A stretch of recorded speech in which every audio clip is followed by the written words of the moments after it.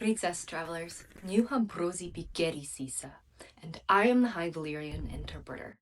One of the most frequently asked questions that I receive is, how do I say my name in High Valyrian? So today, let's get into translating yours. First, if you're new here, check out my High Valyrian Duolingo Tips YouTube playlist. I discuss the grammar within each unit. Watching Section 1, Unit 1 and Section 1, Unit 2 may help you with your understanding of how to apply the knowledge obtained here. There are 3 significant methods to rendering or translating your name into High Valyrian. In this video, we will go over all 3 methods so that you're able to choose the High Valyrian name that works the best for you. It is important to note that all nouns decline in High Valyrian. This includes proper nouns like names. This means that a person's name in High Valyrian is going to sound different depending on the role that the noun takes in the sentence. We see this same thing happen in English to a much lesser extent. Take the name Sansa as an example. In English, to show that something belongs to Sansa, it becomes Sansa's thing. An apostrophe S is added to the end of the name, which indicates her ownership of the noun. In High Valyrian, to show this same relationship, Sansa's becomes Sanso. Noun declension happens such a great deal more frequently in High Valyrian that there are both noun declension charts to help you determine the form of the noun that you need, and patterns to determine which declension chart to use for your name. If this is starting to feel like a daunting adventure, not to worry. I've placed a few items to help you on your quest to find your Valyrian name in the small council chambers down below. If you look beneath this video, you'll find 3 links on the council table. The High Valyrian dictionary, a list of High Valyrian noun declension charts, and a High Valyrian phonology page from the official language wiki, all of them. These resources are used extensively in this video. Now, while you're there, don't just slip in and out. Step forward and announce yourself to the court. Leave a comment in the small council chambers and tell us your name once you've chosen it. Let's explore. Noun declension patterns are mainly determined by the last vowel in the name stem. First declension nouns have the stem vowel A. Second declension nouns have the stem vowel Y. Third declension nouns have an O. Fourth declension nouns have the stem vowel E. Fifth declension nouns have a stem vowel of I.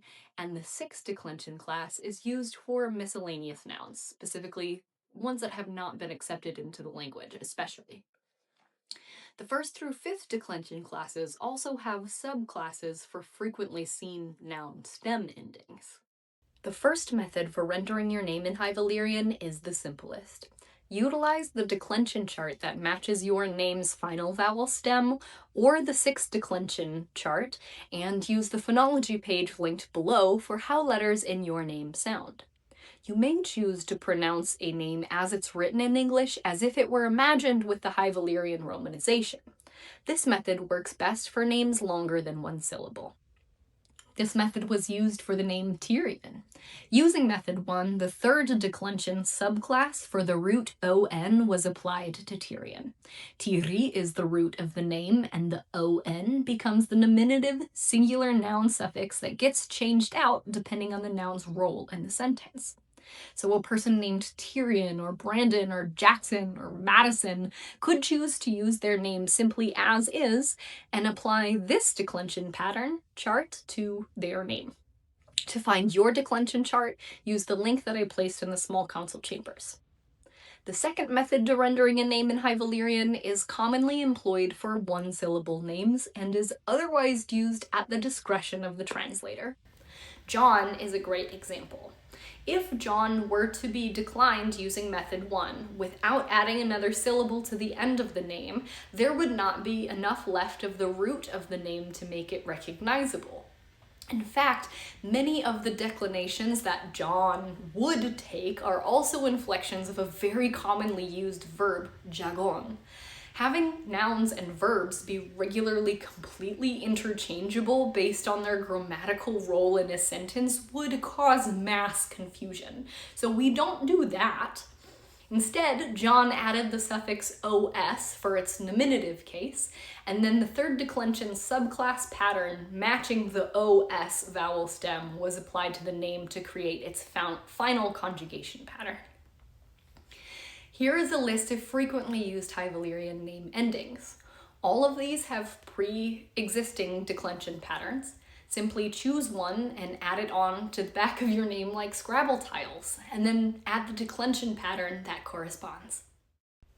The third method for rendering a name into High Valyrian is to translate the meaning of the name. Explore the known words in the High Valyrian dictionary to find a root word with a meaning that resonates with you. My name is Olive. In Niuha brosi pikeris isa. Olive was easy to translate. My name is also a beloved Mediterranean snack, so it happened to exist already for me as a noun in High Valyrian.